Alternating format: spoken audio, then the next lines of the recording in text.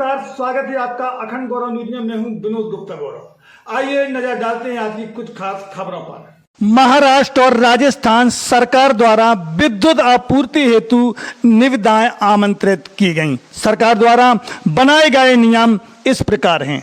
महाराष्ट्र सरकार ने thermal power से 5000 और ऊर्जा से 1600 कुल 6600 मेगावाट विद्युत सप्लाई के लिए टेंडर आमंत्रित किए।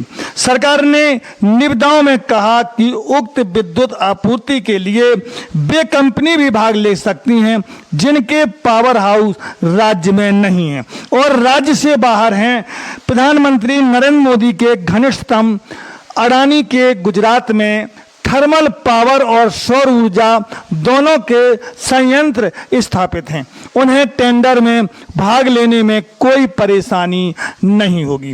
राजस्थान सरकार ने 11200 मेगावाट विद्युत, 8000 से मेगावाट सौर ऊर्जा और 3200 मेगावाट थर्मल पावर से विद्युत आपूर्ति हेतु निविदाएं आमंत्रित की गईं। शर्तों में कहा गया कि जिन कंपनियों के राज्य के अंदर प्लांट स्थापित हैं वे ही निविदाओं में भागीदारी कर सकती हैं। गौतम अडानी के दोनों तरह के प्लांट राजस्थान में स्थापित करने के लिए थर्मल पावर का 2600 मेगावाट तथा सौर ऊर्जा का 5000 मेगावाट संयंत्र लगाने अडानी ने आवेदन किया है। इस तरह दोनों पावर प्लांट की भविष्य में संभावना को देखते हुए टेंडर स्वीकृत हो जाएंगे।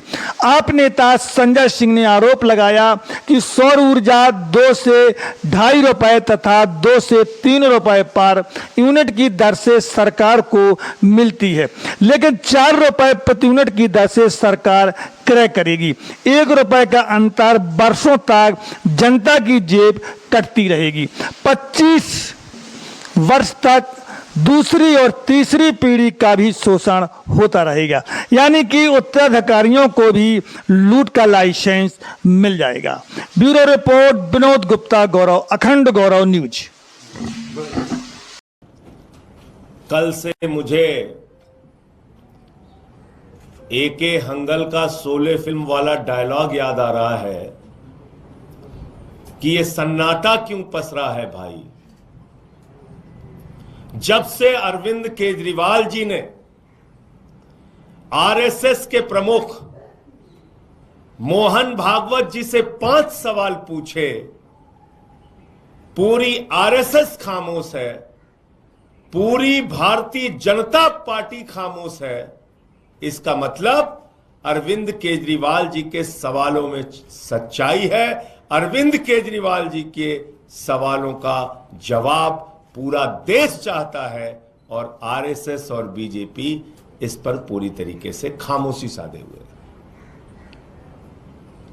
कोई बोल ही नहीं रहा। देश के सामने इतने बड़े प्रश्न अरविंद केजरीवाल जी ने रखे।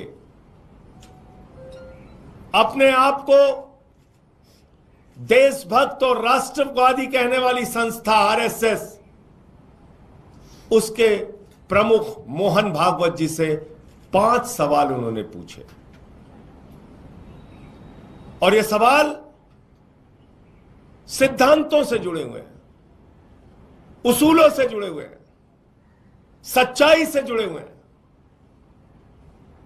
आज दिल्ली के मुख्यमंत्री वो शख्स हैं हिंदुस्तान के। अरविंद केजरीवाल जी ने मुख्यमंत्री के पद को एक बार नहीं, उसूलों और सिद्धांतों की बात आई तो 2 बार मुख्यमंत्री के पद को 2 मिनट के अंदर छोड़ के लात मार के बोले हम सिद्धांतों की लड़ाई लड़ेंगे, उसूलों की लड़ाई लड़ेंगे, ईमानदारी की लड़ाई लड़ेंगे, सच्चाई की लड़ाई लड़ेंगे। 49 दिन की सरकार से मुख्यमंत्री के पद से इस्तीफा दिया। कोई चपरासी की नौकरी नहीं छोड़ना चाहता। जेल से निकल के आए, उसूलों और सिद्धांतों की बात आई, 2 मिनट के अंदर मुख्यमंत्री के पद से इस्तीफा दिया। और एक तरफ भारत के प्रधानमंत्री हैं, 75 साल की उम्र में भी अपनी कुर्सी नहीं छोड़ना चाहते। 75 साल की उम्र में भी अपनी कुर्सी से चिपके रहना चाहते हैं। तो यह बात तो पूरे देश के सामने खुली किताब की तरह है कि एक तरफ केजरीवाल जैसे ईमानदार और सच्चे नेता हैं जो मुख्यमंत्री की कुर्सी एक नहीं 2 बार 2 मिनट के अंदर छोड़ के निकल देते हैं और ईमानदारी और सच्चाई, उसूलों और सिद्धांतों की लड़ाई लड़ते हैं। दूसरी तरफ भारत के प्रधानमंत्री हैं जो 75 साल की उम्र में भी अपने पद से चिपके रहना चाहते हैं। अब वो 5 सवाल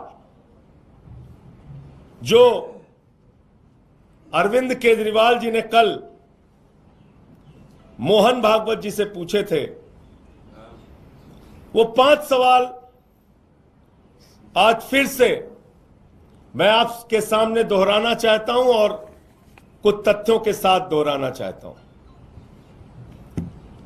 पहला सवाल जो अरविंद केजरीवाल जी ने पूछा कि अपने आप को देशभक्त कहने वाली आरएसएस क्या इस बात से सहमत है कि आज भारतीय जनता पार्टी कोई राजनीतिक दल नहीं बचा बल्कि एक अपहरण गैंग बन चुका है। आज भारतीय जनता पार्टी कोई राजनीतिक दल नहीं बचा बल्कि पार्टियों को तोड़ने वाला एक गिरोह बन गया है।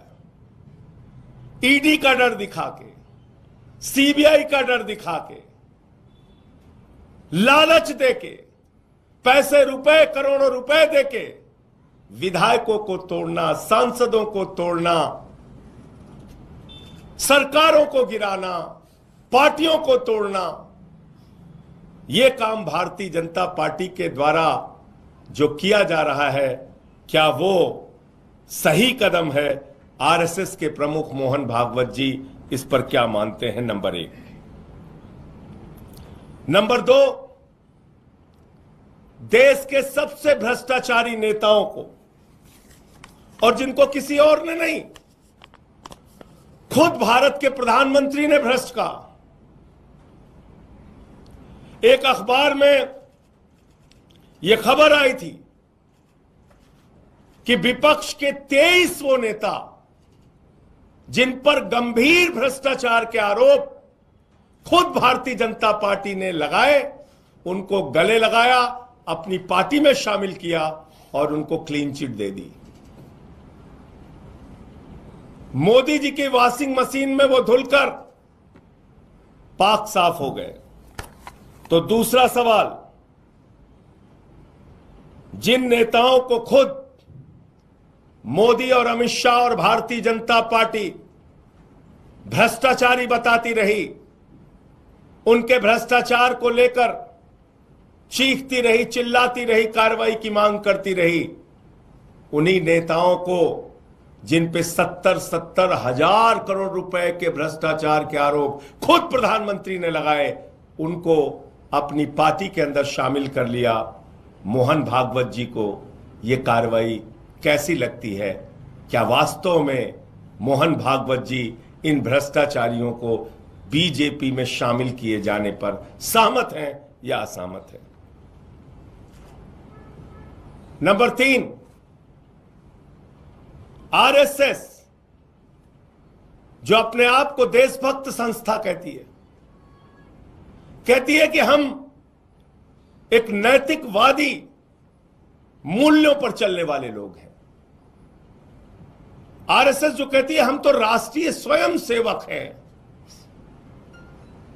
हम इस राष्ट्र की सेवा करने के लिए आए हैं, जिनकी जिम्मेदारी थी कि भारतीय जनता पार्टी के ऊपर नजर रखें कि वो पार्टी कभी पथभ्रष्ट ना होने पाए, और पथभ्रष्ट होने की कोशिश करे तो उसके ऊपर अंकुश लगाया जाए, उसके ऊपर रोक लगाई जाए, उसके ऊपर मोहन भागवत जी बोले, उसके ऊपर आरएसएस के लोग बोले।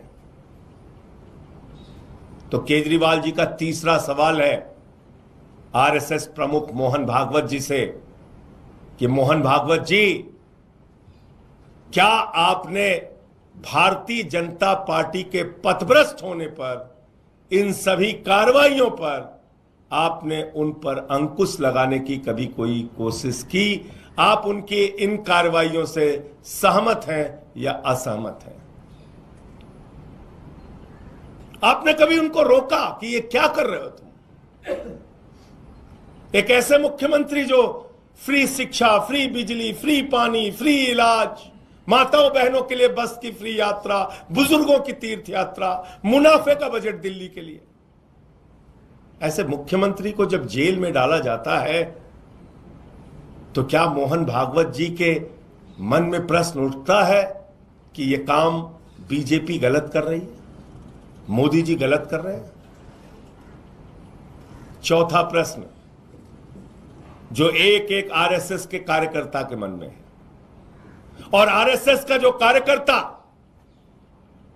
बीजेपी में आया है उसके भी मन में है,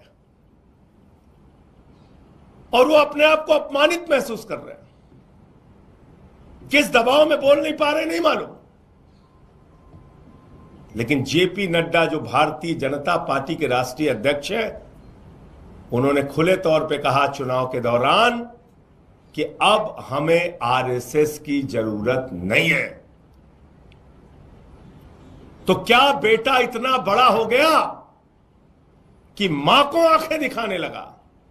अपनी मातृ संस्था जिसकी कोख से बीजेपी पैदा हुई, उस आरएसएस को आंखें दिखाने का काम आज मोदी, जेपी नड्डा और अमित शाह कर रहे हैं।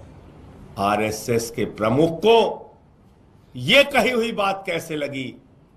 उनके मन को ठेस पहुंची कि नहीं पहुंची? आरएसएस के कार्यकर्ताओं को ठेस पहुंची कि नहीं पहुंची?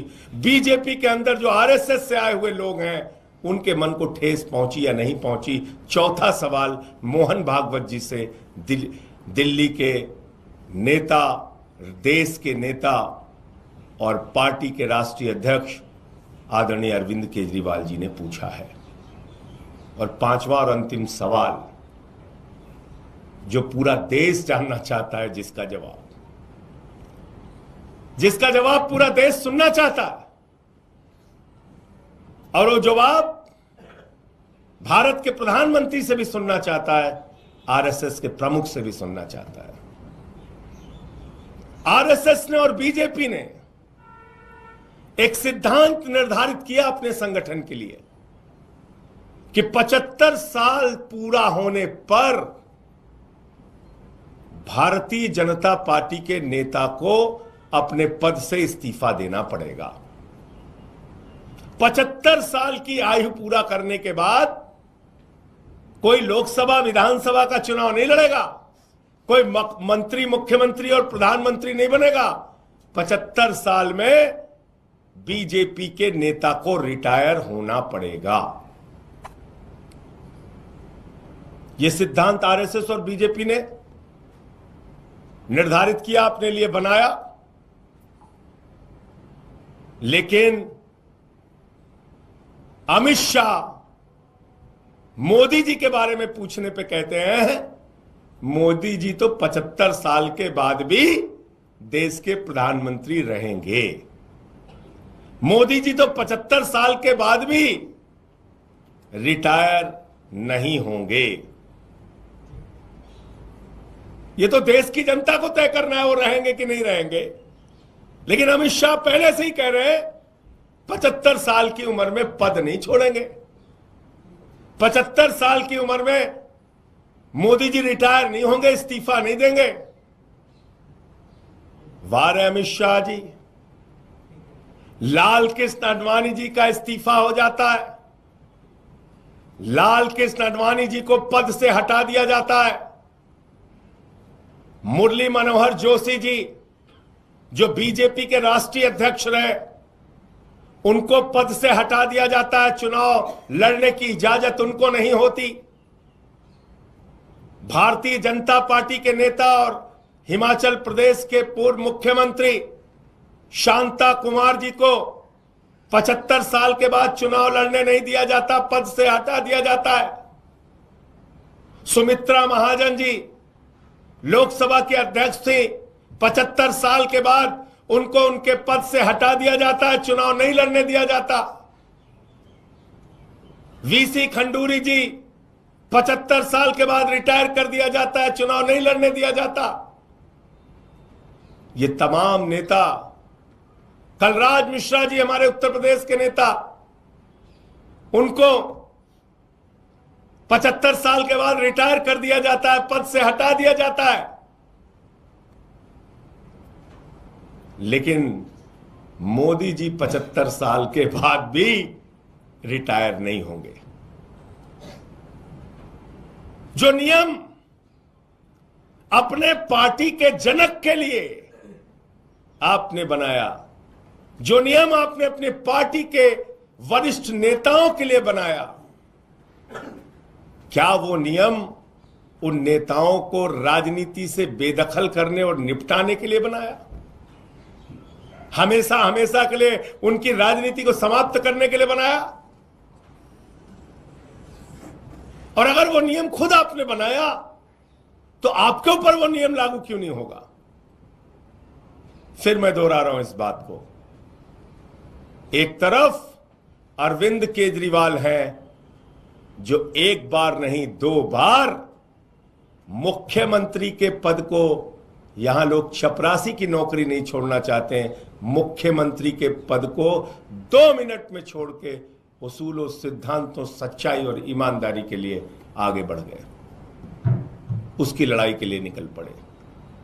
और एक तरफ भारत के प्रधानमंत्री हैं जो 75 साल की उम्र में भी अपने पद से चिपके रहना चाहते हैं, प्रधानमंत्री की कुर्सी से चिपके रहना चाहते हैं, प्रधानमंत्री की कुर्सी को छोड़ना नहीं चाहते। ये फर्क है मोदी और अरविंद केजरीवाल में, जो खुली किताब की तरह देश के सामने है।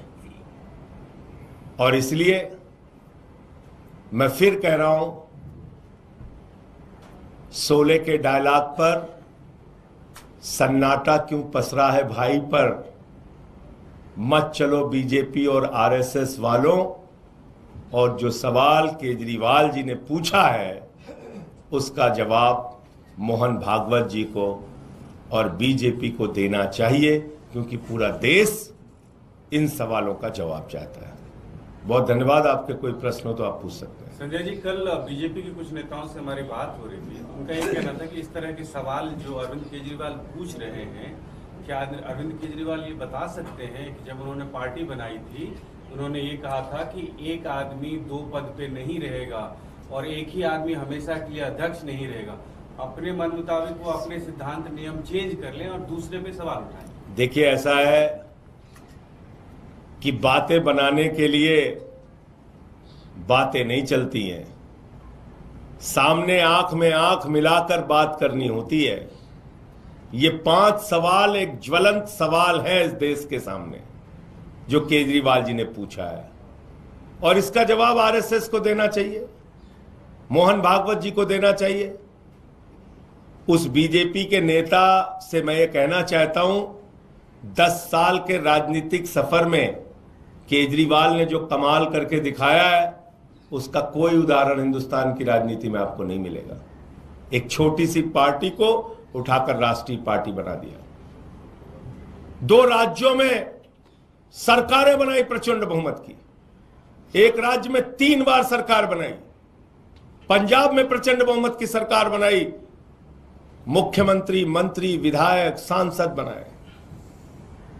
कोई आर्थिक संसाधन नहीं, किसी बड़े राजनीतिक परिवार से रिश्ता नहीं, जमीन से उठ के अगर केजरीवाल बनने की ताकत है किसी नेता के अंदर तो आप उदाहरण दीजिए, बताइए देश में एक नेता बताइए। और मैंने तो उदाहरण दे दिया, चपरासी की नौकरी कोई नहीं छोड़ता। 49 दिन के मुख्यमंत्री के पद से उसूलों सिद्धांतों की बात आई तो इस्तीफा दे दिया। जेल में संघर्ष किया, जेल में लड़ाई लड़ी, बाहर निकले तो 2 मिनट में मुख्यमंत्री के पद से इस्तीफा दे दिया। तो सवाल आज ये। धन्यवाद। हमारे चैनल को सब्सक्राइब करें, वीडियो को लाइक, कमेंट ज्यादा से ज्यादा शेयर करें। खास खबरों के लिए देखते रहिए अखंड गौरव न्यूज, साथ सच कहने का।